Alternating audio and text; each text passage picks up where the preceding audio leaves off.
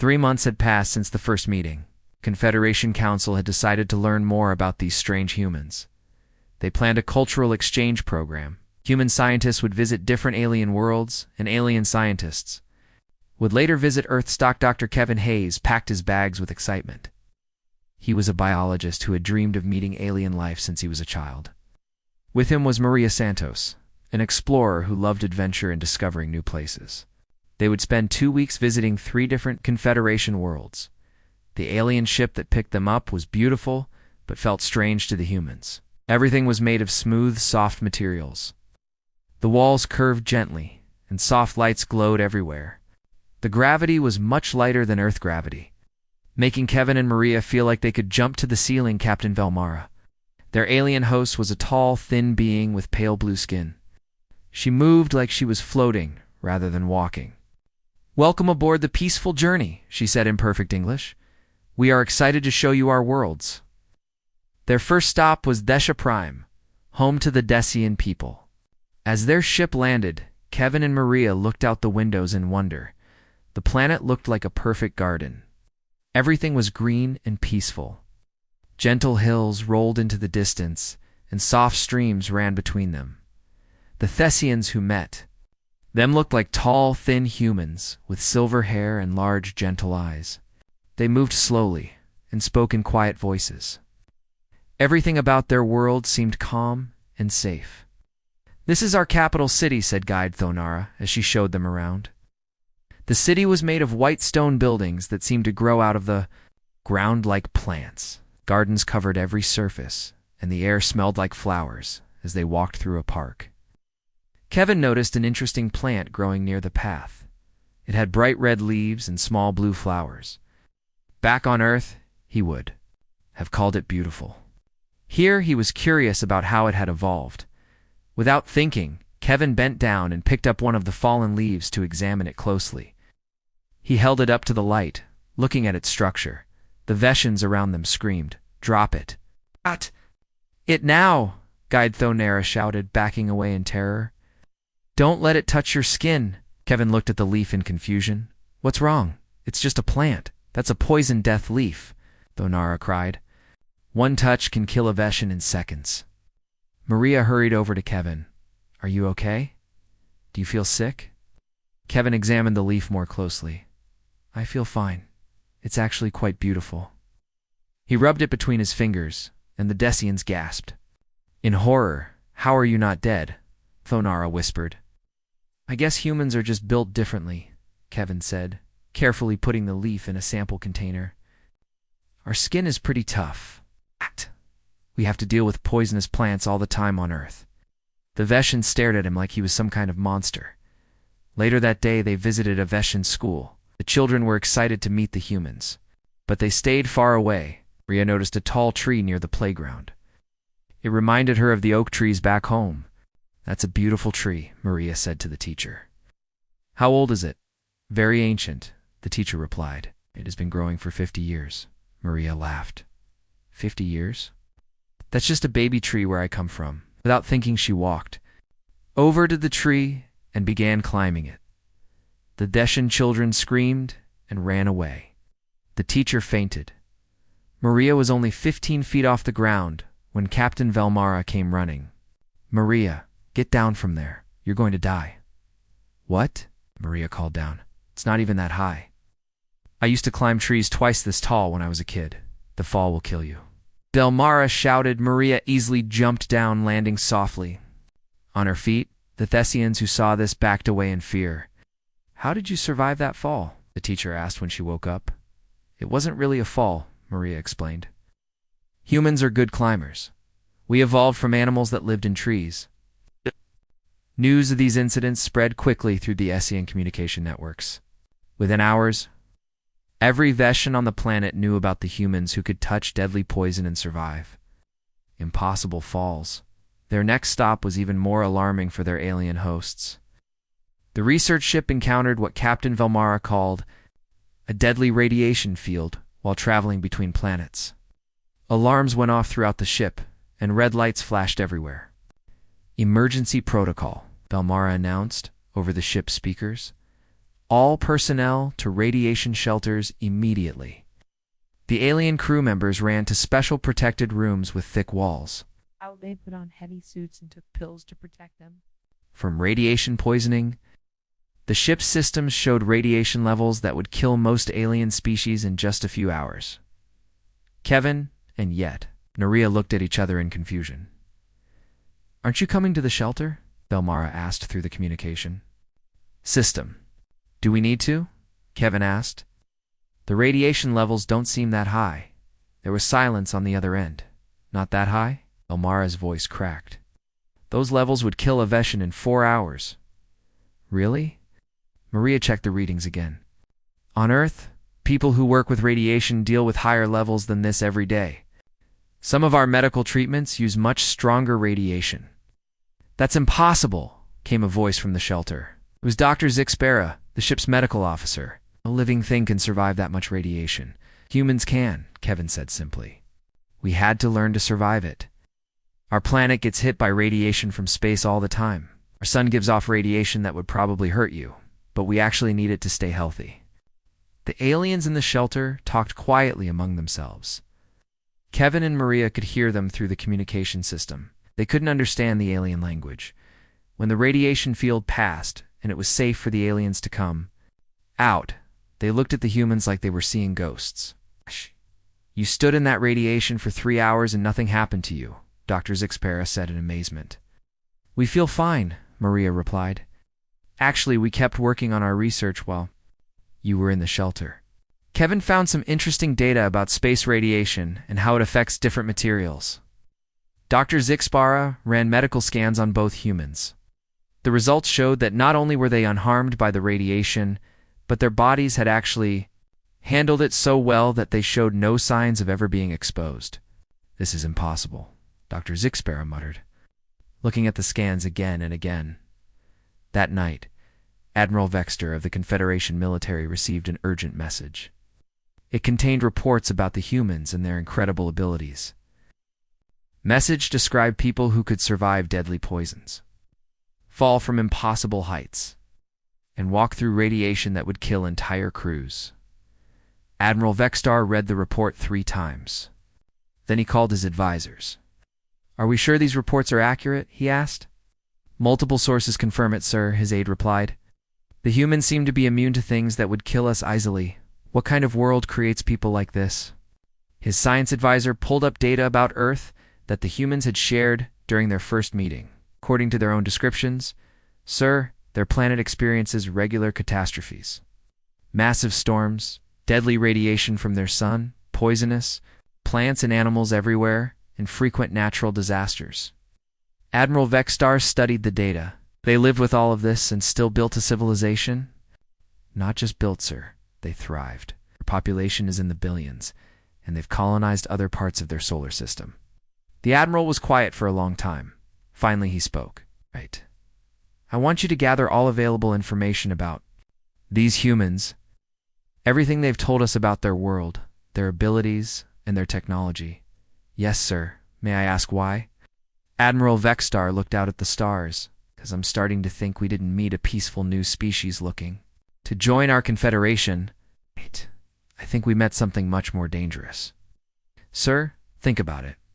What kind of species develops the ability to survive poison, deadly falls, and lethal radiation? What kind of world forces people to become that strong?" His advisor was quiet. "Only a world where the weak die young," Admiral Vextar continued. "Only a world that kills anything that isn't strong enough to fight back. We're not dealing with another peaceful species. We're dealing with survivors from a death world." The reports from the Sia Prime and the research ship had changed everything. What had started as a simple cultural exchange was now being seen as a potential threat assessment. Admiral Vextar made a decision that would change the future of both species. "Start monitoring all human communications," he ordered. "I want to know everything about their military, their weapons, and their plans. If these people are as dangerous as they seem, we need to be ready." As Kevin and Maria continued their peaceful tour of alien worlds, completely unaware of the fear they had caused, military commanders across the galaxy began preparing for what they thought might be the greatest threat the Confederation had ever faced: The humans thought they were making friends. The aliens thought they were being invaded by creatures from a nightmare world. Neither side knew how badly they had misunderstood each other. The news about humans spread through the Confederation like wildfire. Every day, new reports came in about these strange beings from the death world called Earth. High Counselor Zephyrain sat in his crystal chamber. Reading each report with growing worry, the reports painted a terrifying picture. Humans could survive deadly poisons. They could fall from great heights without injury. And they walked through radiation that would kill entire alien crews. But worst of all, they seemed to think all of this was normal. Call an emergency meeting. Of the Elder Tribunal, Zephyrain told his assistant, need to discuss the human situation immediately. The Elder Tribunal was made up of the oldest and wisest beings from different species across the galaxy. They had guided the Confederation through many peaceful first contacts over thousands of years. But they had never faced anything like this. Military. Commander Crick's volume arrived at the meeting with thick files of data. His species looked like large, armored turtles, but his mind was sharp and focused on protecting the Confederation. The evidence is clear, Crick's volume said as he showed images on the big screen. These humans are not like other species we have met. They are built for war. The screen showed pictures of Earth that humans had shared during their meetings. Mountains that reached into the clouds. Oceans so deep that the pressure would crush most alien ships. Deserts where nothing could live. Frozen wastelands that stretched for thousands of miles. Look at their world, Crick's volume continued. It is a planet designed to kill. Only the strongest could survive there, and now they have come to us. Elder Ythmora, whose species had been peaceful for 10,000 years, flickered with concern. But they say they come in peace. They want to join our confederation. That is what all conquerors say at first, Crick's volume replied. They study their enemies before they attack. Just then, another report came in from the Human Cultural Exchange Program. Commander Crick's volume read it quickly, and his face grew dark. What is it? High Counselor, Zephyrain asked. The humans have just demonstrated what they call basic military training. The report was from Captain Lisa Grant and her security team. They had been visiting the peaceful world of Harmony Station when the local aliens asked about human culture. Officer Ryan Chen had thought it would be interesting to show them some Earth martial arts. What happened next terrified every alien who saw it. Ryan had asked for a volunteer to help demonstrate basic self-defense moves. A young Vexarian stepped forward. The Vexarians were known for being tough compared to most Confederation species. Ryan gently showed the alien how humans could defend themselves without weapons. He moved slowly and carefully, but even his gentle demonstration looked like deadly combat to the aliens watching. This is just basic training that all human children learn, Ryan explained as he showed a simple throw. The Vexarian volunteer went flying across the room. Even though Ryan had used almost no force, Captain Grant tried to help by explaining human history. On Earth, we had to learn to fight to survive, not just against each other, but against dangerous animals and harsh environments. She showed them pictures of human athletes running marathons, lifting heavy weights, and competing in boxing matches. To the humans, these were sports and entertainment. To the aliens, they looked like military training exercises. Every human knows how to do this, asked the station commander, a gentle being whose species had never known violence. Most of us, yes, Captain Grant replied. We learn it in school as physical education. It keeps us healthy and strong. The aliens exchanged frightened looks. A species where every individual was trained for combat from childhood. A species that called warfare training education and health. The report got worse. Officer Ryan mentioned that humans regularly pushed their bodies to the limit through something called exercise.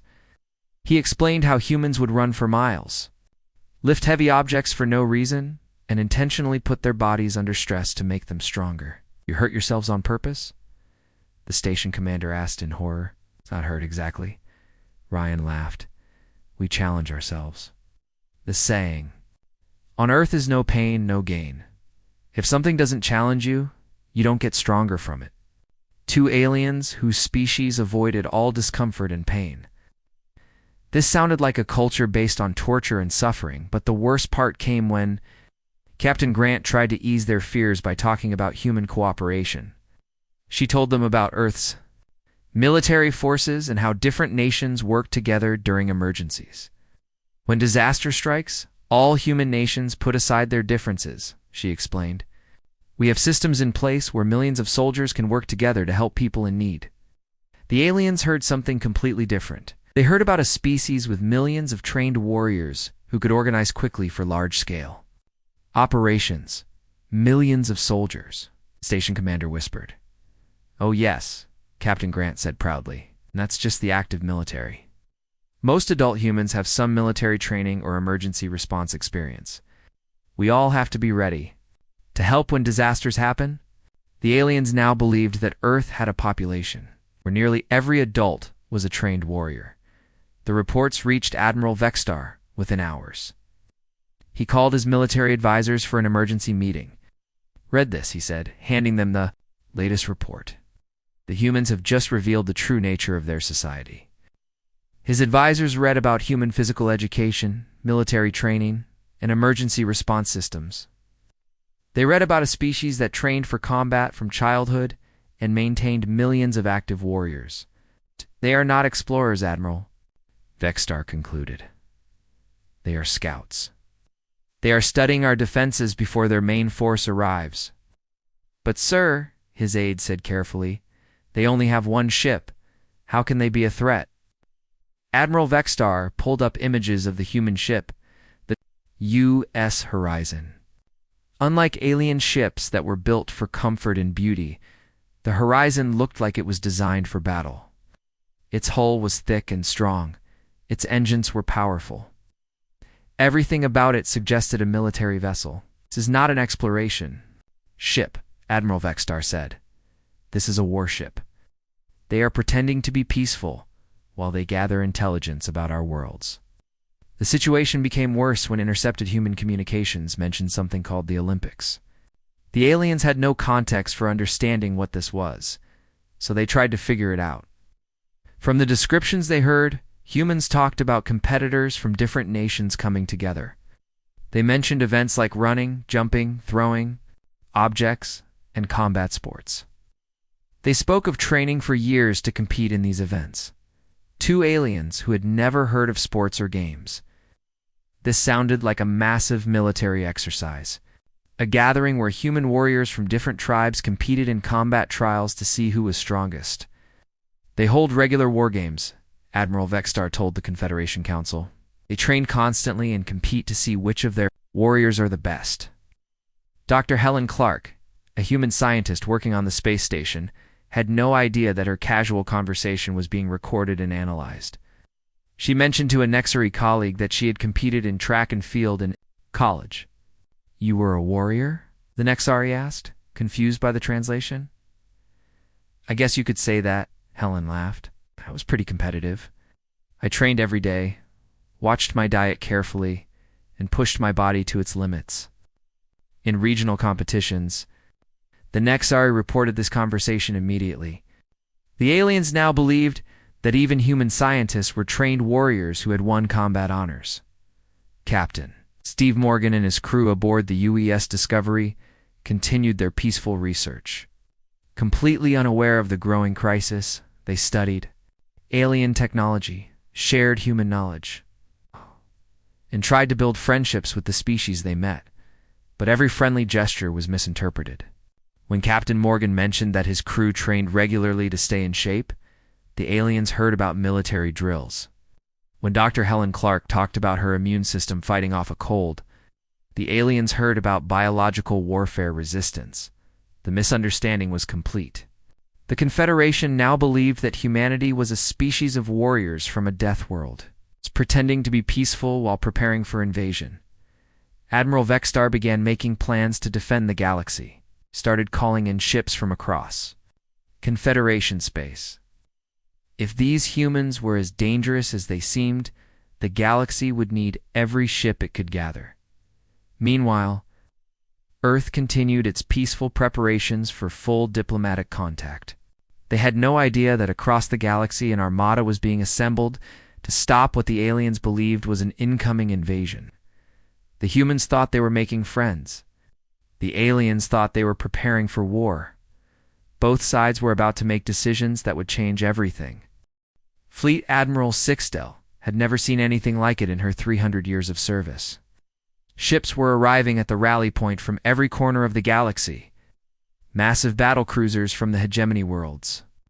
Fast attack ships from the Nixari fleet. Even the peaceful Deshans had sent their few defensive vessels. "Status report," she commanded from the bridge of her flagship, the Eternal Peace. 732 ships have arrived, Admiral, her aide reported. More are coming in every hour. This is the largest fleet ever assembled in Confederation history. Admiral Sixtel looked out at the sea of ships floating in space. Each one represented a different species, a different world that had joined together. In peace, over thousands of years. Now they were all united by fear of a single species from a small blue planet. "Have we received any new intelligence about the human fleet?" she asked. "No, Admiral. Our scouts report only the two ships we already know about. The Horizon and the Discovery. Both are still operating in Confederation space." This worried Admiral Sixtel more than a massive invasion fleet would have. If humans were as dangerous as the reports suggested, why would they send only two ships? Either these were incredibly powerful vessels, or they were just the beginning of something much larger. On Earth, Ambassador Carol Mitchell was having the best week of her career. The cultural exchange program was going better than anyone had hoped. Humans and aliens were learning from each other, sharing technology and knowledge. The Nexari have agreed to share their energy manipulation techniques, she reported to Earth Command during her daily briefing. And the Deshans want to learn about our agricultural methods. General Patricia Webb, who was in charge of Earth's defense forces, listened to the report with satisfaction. "Any signs of military technology we should know about?" "Nothing aggressive," Ambassador Mitchell replied. "Their ships are beautiful but seem designed for exploration and transport rather than combat. I think we may have found the peaceful Galactic community we always hoped for." Neither of them knew that at that very moment, the largest war fleet in galactic history was preparing to surround Earth, back on the human research ships. Life continued normally. Dr. Sam Rodriguez was working with alien scientists to study different forms of plant life. Engineer Julie Stevens was learning about alien power systems.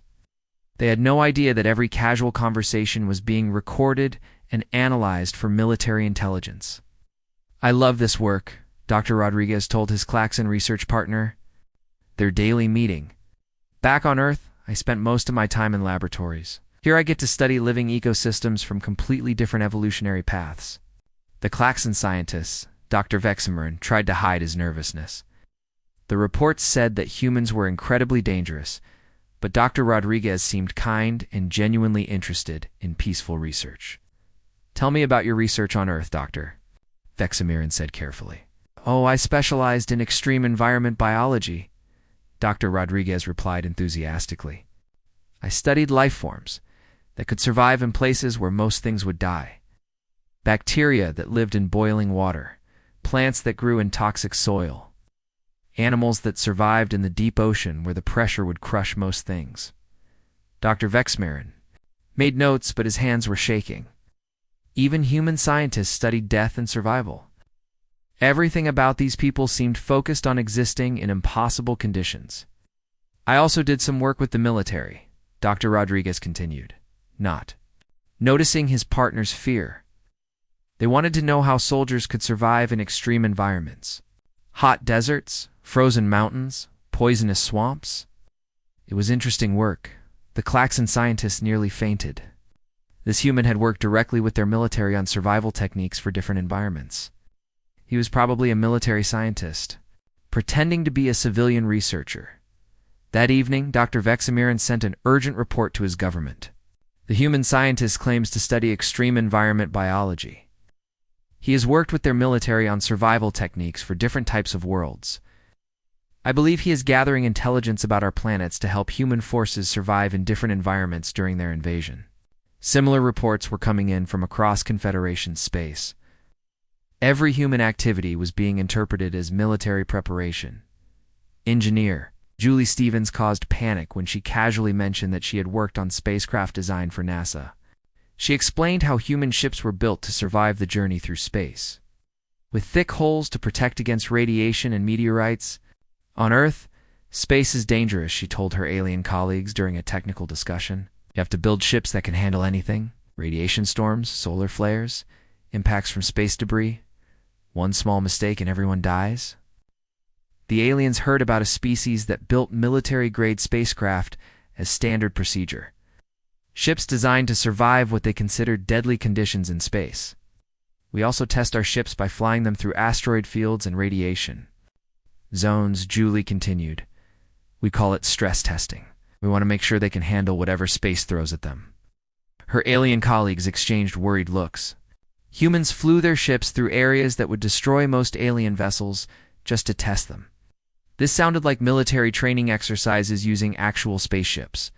The situation became worse when Dr. Nick Thompson, a human medical researcher, started sharing information about human biology with alien doctors. He was trying to help them understand how to treat humans if any of them got sick during the cultural exchange. Human bodies are quite resilient, Dr. Thompson explained to Dr. Yilthara, a Nexari medical specialist. We can survive injuries that would kill most species. Broken bones heal themselves. Cuts close up on their own. We can lose significant amounts of blood and still function. Dr. Yilthara was horrified. You can survive what you call significant blood loss. Yes, Dr. Thompson replied. The human body has amazing recovery systems. We can survive without food for weeks, without water for days. Our immune systems fight off diseases that would destroy other life forms. Evolution made us very hard to kill. The alien doctor reported this conversation immediately. The humans had just confirmed that they were biologically designed for warfare. They could survive injuries that would kill other species and keep fighting, but the report that finally convinced everyone that war was coming involved something humans called survival training. Captain Dan Miller was having a friendly conversation with Station Commander Wextel about human education systems. He was trying to explain how humans prepared their young people for adult life. All human children learn basic survival skills, Captain Miller explained. We teach them how to find food and water in the wilderness, how to build shelter, how to signal for rescue if they get lost. Call it camping and outdoor education. Commander Wextel listened in growing horror. You train your children for survival in hostile environments? Of course, Captain Miller laughed. You never know when those skills might come in handy. Remember when I was 12, my class spent a week in the mountains with just basic supplies. We had to find our own food, build our own shelters, and navigate back to base camp using just a compass and map. Your children do this at age 12? Commander Wextel whispered. Sure. By the time human kids graduate from school, most of them can survive alone in the wilderness for weeks. It's just basic education. The alien commander sent an emergency report that night. The humans were training their children for warfare from age 12. Every human child learned survival skills that would allow them to operate behind enemy lines. Without support, Admiral Vextar read this report with grim satisfaction. It confirmed everything he had suspected. Humans weren't explorers or scientists. They were a military species that trained every member of their population for warfare from childhood. How many ships do we have now? He asked his aide. Over 1,000, sir. Every major fleet in the Confederation has contributed ships. Some species have sent their entire military forces. Admiral Vextar nodded. And still no sign of the main human fleet? No, sir. Just the 2 research vessels. They're waiting for something, Admiral Vextar decided. Probably waiting for us to lower our guard or for more intelligence from their scouts. He made a decision that would change the fate of both species. We're not going to wait for them to make the first move, Admiral Vextar announced. Prepare the fleet for jump to the Sol system. We're going to end this before it begins. Sir, that would be an act of war against a species we've never fought. They're already at war with us, Admiral Vextal replied. They just haven't told us yet. Orders went out across the massive fleet. Over 1,000 ships from dozens of different species prepared to jump to Earth's solar system. The plan was simple: surround the human homeworld, force them to surrender before their main invasion force could arrive. On Earth, Dr. Susan Clark was putting the finishing touches. On her presentation about human culture for the next diplomatic meeting, she was excited to share human art, music, and literature with their new alien friends. She had no idea that at that very moment, the largest military force in galactic history was preparing to surround her planet. The humans still thought they were making friends. The aliens were convinced they were stopping an invasion. The Earth Defense Network went too high alert when the first alien ships appeared on the edge of the solar system. Admiral Frank Davis stared at his tactical display in shock. Over 1,000 unknown vessels had just jumped into Earth space. "Sir, we're receiving no response to our communications," reported Lieutenant Commander Chris Baker from the communications station. "They're not answering any of our calls." Admiral Davis felt his heart racing. This looked like every military commander's worst nightmare: a massive alien invasion fleet surrounding Earth. Activate all defense platforms and recall every ship we have. On his flagship above Earth, Admiral Vextar watched the human response with grim satisfaction. The moment his fleet appeared, the humans had activated what looked like military defense systems. Hidden weapon platforms appeared around their planet. Their few ships moved into protective formations. Just as we expected, Admiral Vextar told his officers, they were ready for this. They'd been preparing for war all along. What Admiral Vextar didn't know was that Earth's military defense systems were mostly civilian space stations and mining platforms that had been quickly armed. When humanity first achieved spaceflight, the hidden weapon platforms were communication satellites and weather monitoring systems that looked threatening to aliens who didn't understand their purpose. Both sides prepared for what they thought was inevitable war. But on the research Station Deep Space Nine, something different was happening. Dr. Emma Price, a human anthropologist, was working late in the library with Scholar Velteran, a Confederation historian. They had been working together for months on a project about evolutionary biology. "I don't understand what's happening," Scholar Velteran said, his 4 eyes blinking with worry. "The reports say your people are dangerous warriors, but you seem so peaceful." Dr. Price looked up from her research. "Warriors? What are you talking about?" Scholar Velteran showed her the reports that had been circulating through Confederation networks. Reports about humans surviving deadly poisons, walking through radiation, training for combat from childhood. Dr. Price read through the reports with growing amazement. "This is all wrong," she said. "You've misunderstood everything." "Do you mean?" Dr. Price pulled up her research files.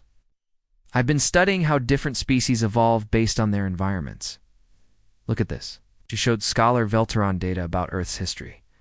Pictures of ice ages, volcanic eruptions, asteroid impacts, and climate changes that had happened over millions of years. "Every few thousand years, something terrible happened to Earth," Dr. Price explained. "The climate would change. Volcanoes would explode. Asteroids would hit the planet. Most species died out." Scholar Velteran studied the data. How did anything "Survive. That's the point," Dr. Price said excitedly. "Only the species that could adapt survived. Over millions of years, Earth kept testing every living thing. Those that couldn't handle change died out. Those that could adapt got stronger." She pulled up more data showing human evolution. "Humans didn't develop our abilities to fight other species. We developed them to survive our own planet. But the reports say you can survive deadly poisons, because Earth has poisonous plants. And animals everywhere," Dr. Price explained. Ass. "Our bodies learn to handle toxins that would kill species from safer worlds. And the radiation resistance? Earth gets hit by radiation from space all the time. Our sun gives off radiation. Our magnetic field isn't perfect. We had to evolve to survive it." Scholar Velteran was beginning to understand the physical strength, gravity. "Earth has strong gravity compared to most worlds you've shown me. Heavy atmosphere. Had to be strong just to move around our own planet." As Dr. Price explained more, Scholar Velteran realized the horrible truth. The Confederation had completely misunderstood what humans were. "You're not warriors," he whispered. "You're survivors." "Exactly," Dr. Price said. "Everything that scares you about humans, our strength, our resistance to toxins and radiation, our ability to survive in harsh conditions, those aren't weapons, they're defenses. Earth tried to kill us for millions of years, so we evolved to be very hard to kill, scholar." Velteron was already sending urgent messages to the Confederation fleet, but it might be too late. Above Earth, the standoff was getting worse. Both fleets were in position. Weapons were charging. One wrong move could start a war that would destroy both species. Then Dr. Roger Evans, a human medic on one of the research stations, did something that changed everything. A Nexari researcher named Zilmara had been injured in an accident. The alien medical team said there was nothing they could do. The injuries were too severe for Nexari biology to heal. Dr. Evans looked at the patient and saw injuries that would be serious but treatable for a human. Without thinking about the political situation, he went to work, using human medical techniques. Dr. Evans stabilized Zilmara's condition. He used medicines that would be toxic to most aliens but were safe for Nexari biology. He performed procedures that seemed impossible to the alien medical team. "How did you do that?" asked Dr. Yilthara, the Nexari chief medical officer. "Basic trauma medicine," Dr. Evans replied. "On Earth, we deal with injuries like this all the time. People fall from heights, get hurt in accidents, are exposed to toxins. We've learned to fix most of it." Dr. Yilthara stared at him. "You save people from injuries that would kill them? That's what doctors do," Dr. Evans said simply. "We help people survive." The word survive hit Dr. Yilthara like lightning. Suddenly she understood. Humans weren't trained killers. They were trained survivors. Their medical knowledge came from trying to save people, not hurt them. She immediately contacted the fleet. With this information, meanwhile, Captain Laura Johnson was trying to explain human history to Commander Rixthon, who was in charge of fleet communications. "You don't understand," Captain Johnson said desperately. "When we talk about military training, we don't mean training to attack other people. We mean training to survive disasters." "What disasters?" Commander Rixthon asked. Captain Johnson showed him pictures of human emergency response teams. Soldiers helping during earthquakes, Marines rescuing people from floods, Coast Guard crews saving people from storms. "This is what human military forces do most of the time," she explained. "We help people when disasters happen. Survival skills, the physical training, the coordination, it's all for saving lives, not taking them." Commander Rixthon looked at the images with new understanding. Human warriors carrying injured people to safety. Human military vehicles delivering food and water to disaster victims. Human combat training being used to dig people out of collapsed buildings. "Your military serves your people," he said in amazement. "Of course," Captain Johnson replied. "What else would they do?" The alien commander had never heard of a military that existed primarily to help rather than fight. As these revelations spread through both fleets, the tension began to ease. But the real breakthrough came when both sides agreed to a joint expedition to Earth itself. Captain Don Miller and Dr. Susan Clark led the alien delegation down to Earth's surface. The moment they stepped out of their shuttles, the aliens understood. Everything the gravity hit them like a crushing weight. The thick atmosphere made them feel like they were drowning. Bright sunlight, which seemed normal to humans, was painful to eyes evolved under gentler suns. "This is your normal environment?" gasped Elder Yithmara, struggling to stand under. "Earth's gravity. This is a light day," Dr. Clark replied. "No storms, mild temperature, low humidity." Commander Claxton tried to walk and nearly fell over. "How do you move in this gravity?" "We're born in it," Captain Miller explained, easily lifting the commander back to his feet. "This is what made us strong, not training for war, but just living on our world every day." The aliens watched in amazement as human children played. Outside, running and jumping in gravity that the aliens could barely survive. They saw humans working in conditions that would kill most galactic species within hours. "Your entire planet is what we would call an extreme survival environment," Elder Yithmara realized. Yet you built a beautiful civilization here, added Commander Claxton, looking at human cities that thrived despite the harsh conditions. Dr. Susan Clark smiled. Earth is dangerous, but it's also our home.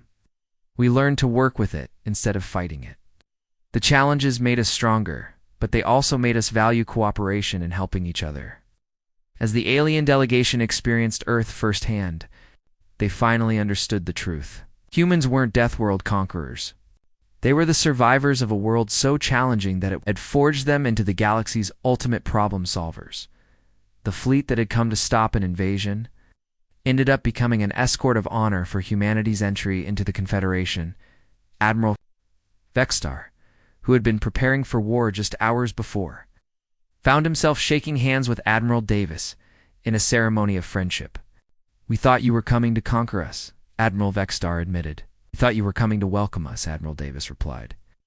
"In a way, we both were right," said Ambassador Zixella, who had arrived to finalize humanity's membership. "In the Confederation, you came seeking friendship, and we are welcoming you. But not as the species we thought you were." The alarm bells rang across the bridge of the starship Golden Wing.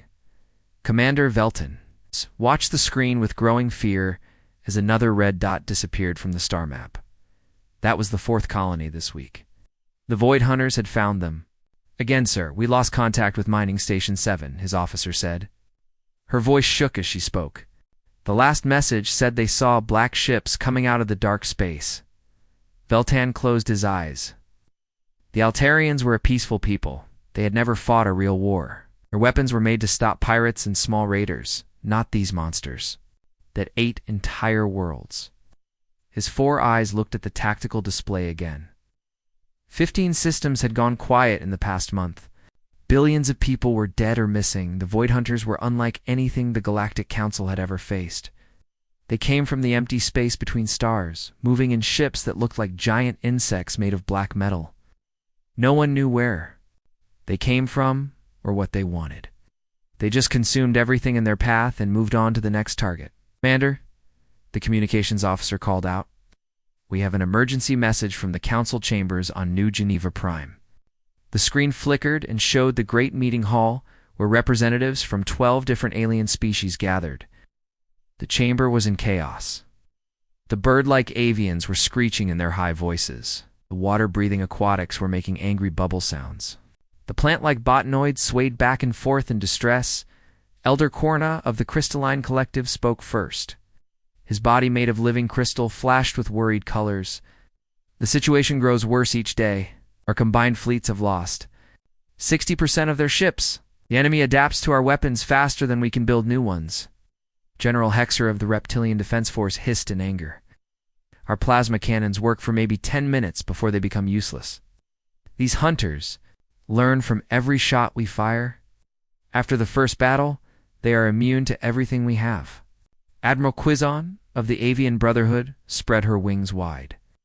"My pilots are brave, but they cannot fight an enemy that gets stronger every time they shoot at it. We need to evacuate to the far sectors before they reach the core worlds." Debate went on for hours.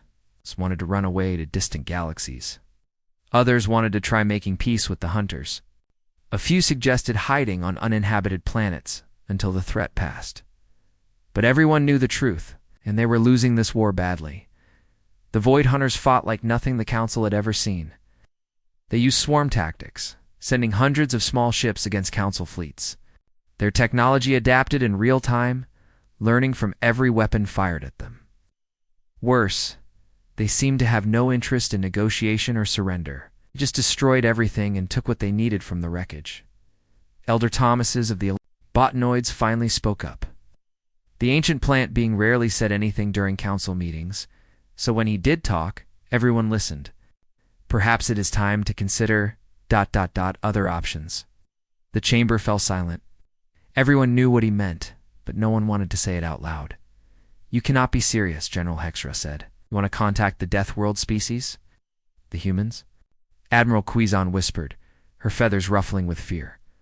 For 200 years, the Galactic Council had kept one star system under complete quarantine. The Sol System, home to a species called humans. The Council's first contact team had studied them from a distance and been horrified by what they found. The humans lived on a world so dangerous that just surviving there should have been impossible. Their planet had violent weather that could destroy entire cities. The ground shook and split open without warning. Huge waves of water crashed into their coastal areas. The air sometimes became poisoned during their seasonal changes. Diseases spread among them that would kill most other species instantly. But somehow, the humans not only survived on this death world, they thrived. They built great cities and sent ships to other planets in their system. They had wars that killed millions of their own people, then rebuilt and grew stronger. They created weapons that could destroy their entire world, kept making more of them anyway. The Council had decided that humans were too dangerous to contact. They were violent, unpredictable, and showed no signs of the peaceful cooperation that made galactic civilization possible. The quarantine order was clear: no contact with the Deathworld species under any circumstances. But now, with the Void Hunters consuming world after world, some council members were starting to think differently. "The humans fight each other constantly," said Representative Morka of the Underground Dwellers. "Their historical records show thousands of wars. They have experience with combat that we lack. That is exactly why we should not contact them," General Hexer replied. "They are barbarians. If we let them into council space, they might be worse than the hunters." Elder Korna flashed with thoughtful colors. "But the hunters are destroying everything. At least the humans only fight other humans. They have never shown interest in conquering other species." The debate continued as more red dots disappeared from the galactic map. The Void Hunters were moving faster now, consuming 3 or 4 systems per week. At this rate, they would reach the core worlds within 6 months. Finally, Council President Zarmel called for order. The elderly being from the peaceful meditation species had led the Council for 50 years. Never before had he faced a crisis like this. "Members of the Council," he said slowly, "we are dying. Our fleets are broken. Our weapons are useless. Our people are fleeing in terror. If we do nothing, the hunters will consume everything we have built over 3,000 years of cooperation." He paused and looked around the chamber. "But if we contact the humans, we risk bringing another dangerous species into our space. They might help us defeat the hunters, or they might decide to conquer us themselves." The vote was close. 7 species voted to send the message. 5 voted against it. The Council President cast the deciding vote. "Send the transmission," he ordered. "May the cosmic forces help us all." The message was simple and desperate. Galactic. Council to Sol system. "We are under attack by hostile forces. Our defensive capabilities have proven insufficient. We request immediate military assistance. Coordinates and tactical data are attached. Please respond." For the first time in 2 centuries, the quarantine around Earth was lifted. The most peaceful civilization in the galaxy had just asked the most violent species. They knew for help with a war they could not win. The transmission traveled through hyperspace toward a small yellow star on the edge of the galaxy. In a few days, it would reach a species that had spent their entire history learning how to fight and kill other beings, just like themselves. The Galactic Council had no idea what they had just unleashed. They only knew that without help, they would all be dead within a year. On the bridge of the Golden Wing, Commander Velton watched another star system go dark on his display. He wondered if the humans would even receive their message. And if they did, would they care enough to help? Strangers from across the galaxy? He did not know that in the Sol system, military commanders were already reading the Council's desperate plea. He did not know that the Deathworld species was about to show the galaxy exactly why their planet had been classified as too dangerous for civilized contact. The Void Hunters had adapted to fight every known form of galactic warfare. But they had never faced an enemy that came from a world where violence was not just common, but necessary for survival. The Deathworlders were coming, and the galaxy would never be the same.